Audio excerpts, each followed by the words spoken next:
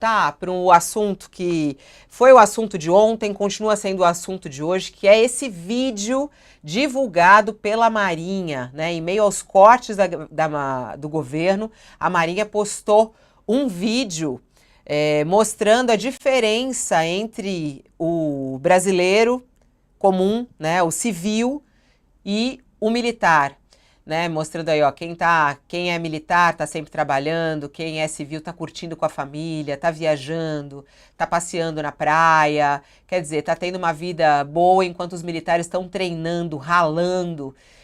E aí pergunta no final, privilégios? Vem para a Marinha. A gente chamou a participar conosco aqui uma professora, doutora, ela é professora de História do Brasil na Universidade Federal de Uberlândia e ela é coautora do livro Ilegais e Imorais, o autoritarismo, a interferência política e corrupção dos militares na história do Brasil. Estuda a atuação dos militares, a formação militar e o que eles representam para o nosso país. E por isso a gente convidou a professora Carla Teixeira já conosco aqui, a quem agradeço imensamente a sua participação. Obrigada, professora. Bom dia. Bom dia, Fabiola. Bom dia, Josias, Thales e a todos que nos acompanham. Eu agradeço o convite, uma alegria estar aqui para conversar com vocês hoje. Como é que a senhora entende essa provocação aí da Marinha, tanto ao governo, né, ao Ministério da Fazenda, depois do anúncio, mas o que a minha audiência, que a nossa audiência trouxe, é a provocação que faz, e assim que muita gente está entendendo, a população brasileira, né, que banca, inclusive, esses privilégios dos militares. Como é que a senhora entende esse vídeo? Eu fiquei pensando que eu tinha que tomar cuidado com a palavra que eu ia usar para definir o vídeo, né? Porque uma coisa é conversar com os colegas, outra coisa é vir aqui. Mas é no mínimo patético, né? É para dizer assim, o começo de conversa. Porque mostra que a Marinha ela está totalmente fora da realidade do que é a vida do povo brasileiro. Fiquei pensando que o vídeo deveria mostrar o trabalhador que fica horas no transporte público para chegar no trabalho, ou as longas filas de espera nos hospitais para atendimentos médicos básicos, ou então a dificuldade que é o ensino público, escolas com condições materiais muito deterioradas, enfim. E vale lembrar também quem é a Marinha, né? Eu acho que, em primeiro lugar, a gente precisa fazer um retrospecto histórico.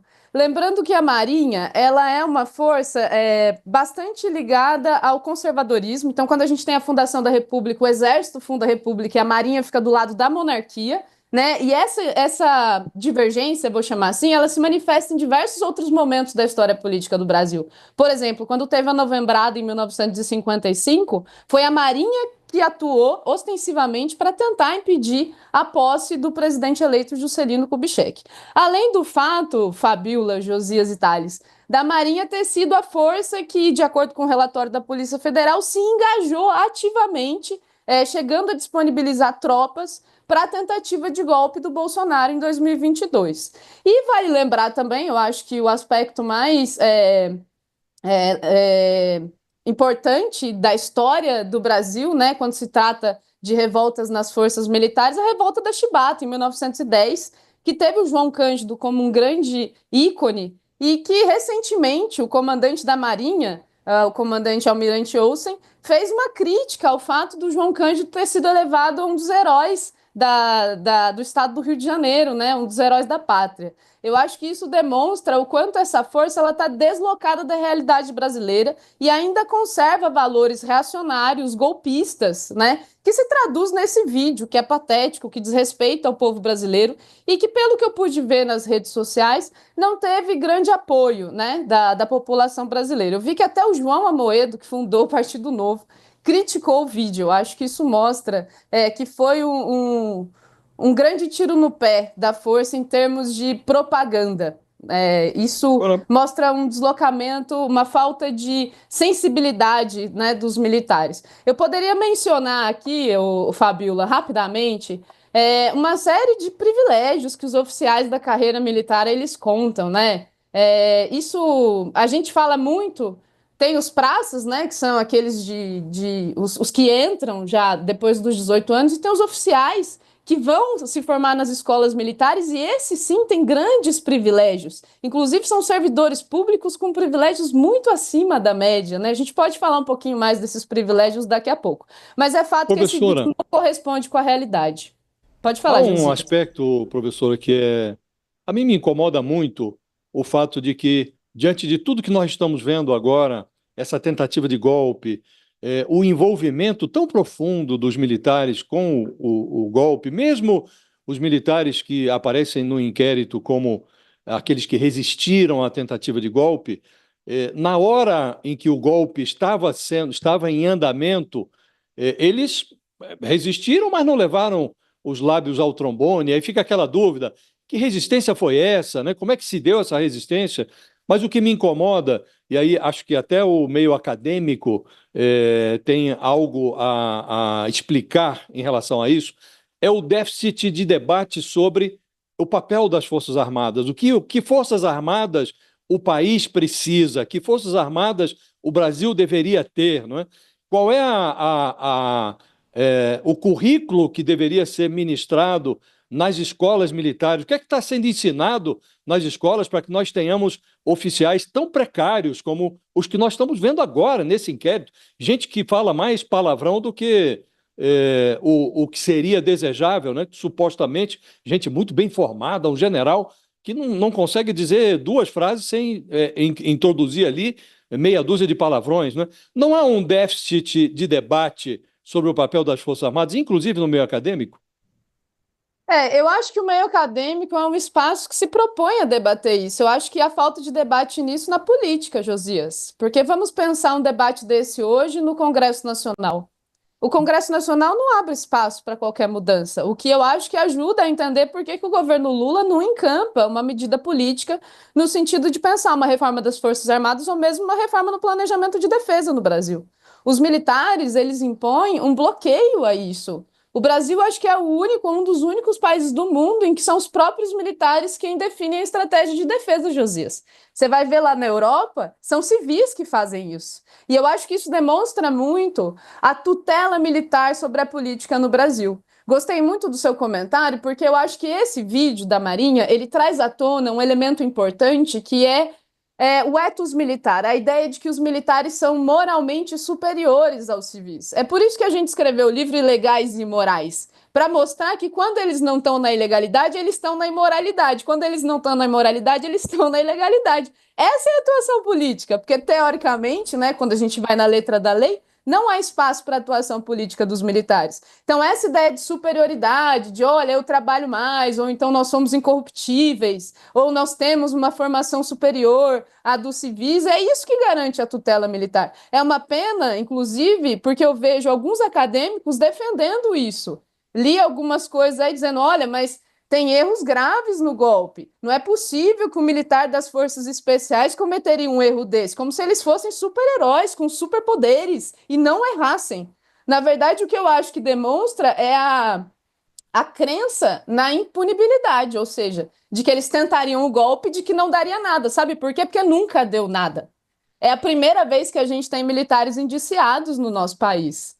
Isso nunca aconteceu. Nós tivemos várias tentativas de golpe no Brasil, só que nunca houve um indiciamento. Todas elas desembocaram numa anistia. Fiquei até pensando na discussão anterior que vocês estavam fazendo, se o Gonê não vai dar um tempo para que possa haver tempo hábil para discutir a anistia, porque esse vai ser o caminho. Ontem eu estava lendo na imprensa que os comandantes militares estavam buscando essa articulação junto ao Congresso Nacional. Então eu acho que ou nós ficamos vigilantes em relação ao que aconteceu, ou podem esperar. Talvez em uma década ou duas ou menos, nós teremos de lidar com outra tentativa de golpe. A questão Professora, é, ela poderá ser bem sucedida.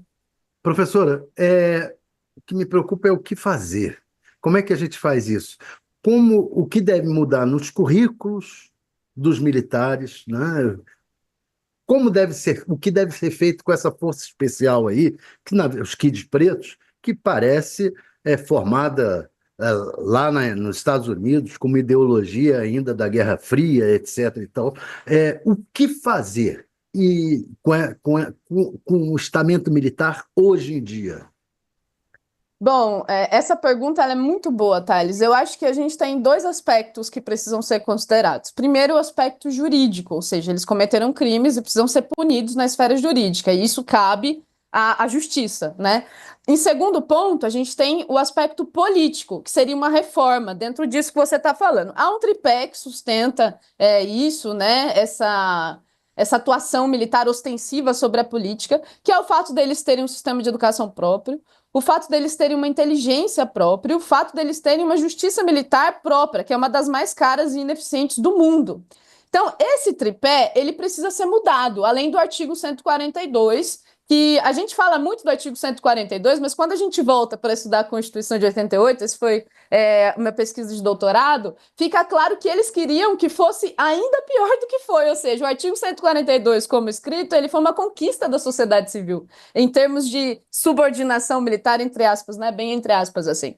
Então a gente precisa, em primeiro lugar, quando se trata da educação, a gente pensar em criar um militar cidadão. Não é possível que as escolas militares sustentem uma narrativa histórica que vai contra o que é consenso nas universidades públicas, né? As universidades frequentadas por civis. Vamos pensar assim. A ideia de que 1964 foi uma revolução democrática, isso não se sustenta, Thales. Não tem documento que comprove isso, entende? Tudo bem que a história você pode interpretar, mas você não pode torcer a história. Não tem como você dizer que um golpe que implantou uma ditadura, que violou direitos humanos e deixou o país numa miséria social sem tamanho, foi bom para o país. E isso nós temos, inclusive, um dos indiciados, agora eu não me lembro o nome dele, defendeu um trabalho de conclusão de curso com esse tema, a Revolução Democrática de 1964. Então, esse é só um exemplo, né? Os militares talvez precisam de aula de sociologia, talvez precisam ler literatura brasileira para compreender o povo brasileiro, porque está claro nesse vídeo da Marinha que eles não conhecem, né, a realidade da classe trabalhadora brasileira.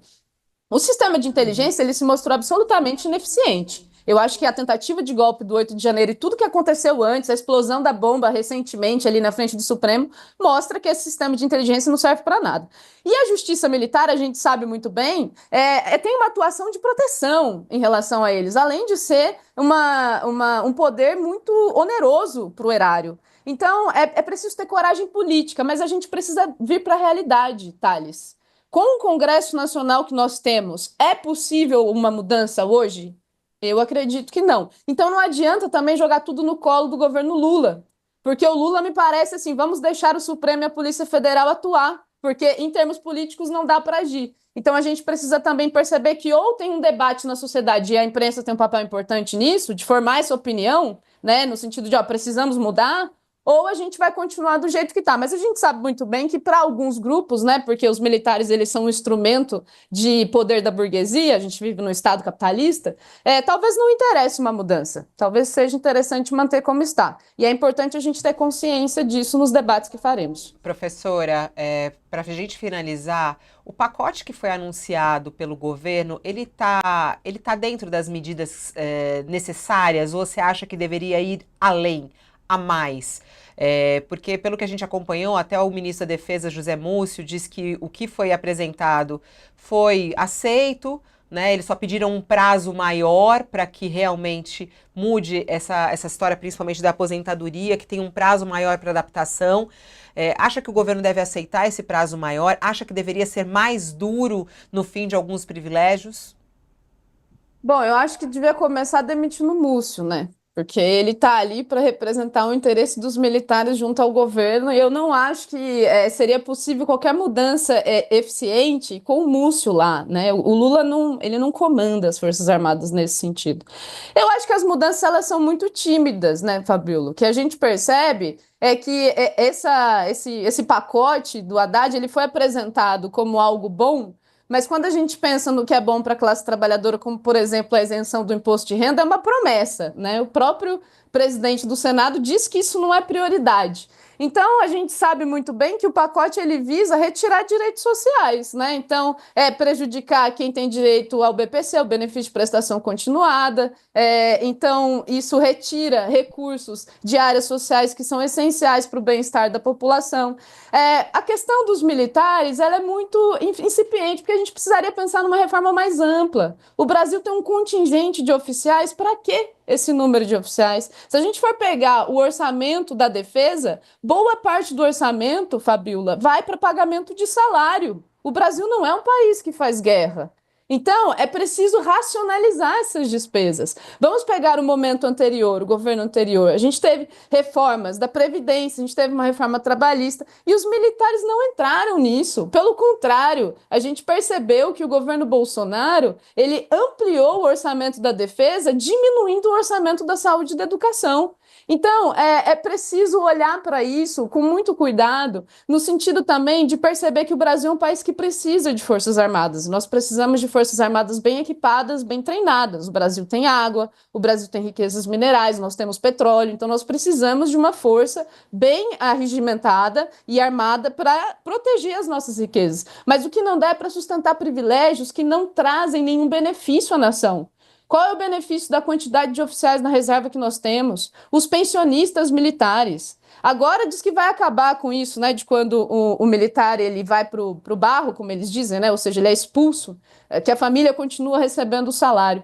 Mas assim, será que isso vai acontecer mesmo? Será que eles vão permitir que isso aconteça? É preciso ter uma racionalidade. O governo Lula, ele tem muita dificuldade, né, de avançar sobre os militares, principalmente porque houve uma espécie, não gosto de usar a palavra chantagem, mas houve uma pressão muito grande da caserna em relação à posse do Lula. O próprio general Tomás Paiva, né, antes de tomar posse, ele fez questão de enfatizar que o resultado eleitoral não era aquele que os militares queriam. E o Lula sabe disso. Então eu acho que o pacote ele é muito tímido em relação aos militares, mas eu acredito que ele já é muito perto da correlação de forças que está dada na sociedade, entende? Agora, o fato é, os militares eles estão no momento em que a imagem deles está muito desgastada. Eu acho que nós nunca tivemos um momento político tão propício para pensar numa mudança nas Forças Armadas e na política de defesa nacional. É uma pena que o governo não queira encampar isso no sentido de promover uma mudança ostensiva em relação à política de defesa e aos próprios militares. Vamos ver o quanto desse pacote vai passar, né? Mas eu sou um pouco cética em relação a mudanças efetivas no âmbito das Forças Armadas no Brasil, por conta da nossa tradição de tutela e dessa ideia de superioridade que os militares sustentam junto à sociedade civil. Para quem está conosco na TV, um break, como a gente fala, o comercial, já voltamos. Muito interessante seu olhar, professora, bem interessante. Nunca os militares estiveram aí sendo tão pressionados, talvez seja a hora de fazer essa medida que é dura, difícil e que muitas vezes não tem o apoio de grande parte, agora poderia ter. Muito, muito interessante. Vou inclusive ler o seu livro, não li, achei muito curioso. Ou o militar é imoral ou ele é ilegal. Foi bem polêmico, viu? Irmão, deu para perceber. Mas a gente procurou fazer um panorama histórico. Eu acho que ele é interessante para quem não é especialista na área. Eu acho que muito interessante. Só lendo o título do livro é Ilegais e Imorais, Autoritarismo, Interferência Política e Corrupção dos Militares da História do Brasil. Todo mundo aqui elogiando a participação da professora. Claro que também tem os haters, e a gente está acostumado com isso. Professora, obrigada. Volte outras vezes. Eu que agradeço, Fabíola. Posso falar uma última coisa que eu acho que é importante dizer, né?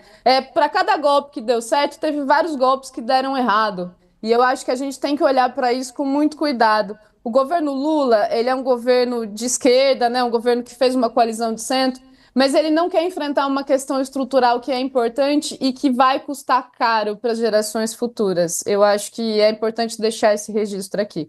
Agradeço a oportunidade de diálogo com vocês. Um abraço, Fabíola, Josias, Thales e a todos que nos acompanham, obrigado, inclusive os haters. Até breve. Tchau, tchau. A gente manda beijinhos pro hater. Aqui coração, não é, Thales? Manda coração pros haters. Manda coraçãozinho, manda. Coraçãozinho pros haters. Venham aprender. Vem com a gente. Assim que a gente porque o objetivo é esse. Vem que a gente vai conversar. O objetivo aqui é a conversa, é o entendimento e melhorar o nosso país. Esse é o nosso objetivo sempre. Professora de História, Carla Teixeira, autora de livro, vai lá e procura ela pelas redes e por todos os lugares. Até a próxima, professora. Sigo aqui com Josias e com Thales Faria no nosso UOL News, nosso queridíssimo UOL News, bombando a audiência na TV, no YouTube, nas redes. É muito bom tudo isso, esse bate-papo que a gente tem diário aqui, esse espaço de reflexão, de conversa, com gente que pensa diferente, gente que pensa igual, gente que critica. Achei curioso,